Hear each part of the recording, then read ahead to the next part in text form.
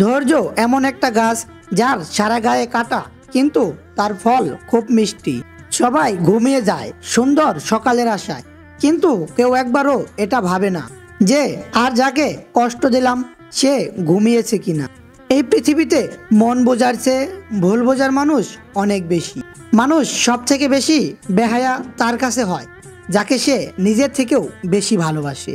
মানুষ কখনো একা থাকতে ভয় পায় না, মানুষ ভয় পায় কারো সাথে খুব মিশে যাওয়ার পর হঠাৎ একা হয়ে যাওয়াকে। কি করছো, কোথায় যাচ্ছ, কার সাথে যাচ্ছ, কেন যাচ্ছ, তোমার ফোন ওয়েটিং কেন, এগুলো সন্দেহ নয়, প্রিয়জনকে হারিয়ে ফেলার ভয়।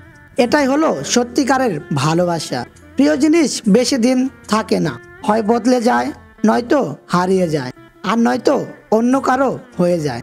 ভালো লাগা আর ভালোবাসা দুটোর মধ্যে অনেক তফাৎ। ভালো লাগা শরীর খুঁজে, কিন্তু ভালোবাসা হৃদয় খুঁজে। শুধু নীরবতাই জানে মনের সঙ্গে কত কথা বলি। মানুষ দুঃখ ভুলে যেতে পারে, কষ্ট ভুলে যেতে পারে, কিন্তু আপনজনদের থেকে পাওয়া আঘাত কখনোই ভুলতে পারে না। মনটা দিয়েছিলাম আগলে রাখবে বলে, কিন্তু তুমি যে খেলনা ভেবে খেলা করবে এটা কখনো বুঝতে পারিনি। মায়া জিনিসটা বড্ড খারাপ, সেটা সবার উপরে পড়ে না, আবার যার উপরে পড়ে সে তার দাম দিতে জানে না।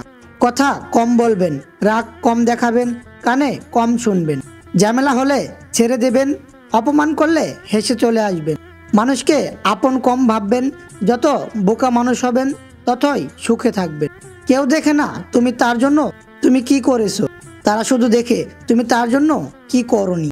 একটা কথা কি জানো তো, জীবন সাথীকে কখনো কষ্ট দিও না, কারণ জামাই আসবে মেয়েকে নিয়ে চলে যাবে, ছেলের বউ আসবে ছেলেকে নিয়ে চলে যাবে।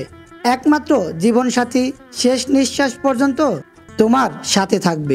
বর্তমানে বাস্তবতা রাজপ্রাসাদের মতো বড় বাড়ি অথচ পরিবার ছোট, ব্যাংক ব্যালেন্স প্রচুর কিন্তু মনে শান্তি নেই, ঝুড়ি ভরা ডিগ্রি অথচ সাধারণ জ্ঞানের অভাব, হাতে দামি ঘড়ি অথচ সময়ের অভাব, প্রচুর ফেসবুকে বন্ধু কিন্তু বিপদে খোঁজ নেবার মতো কেউ নেই।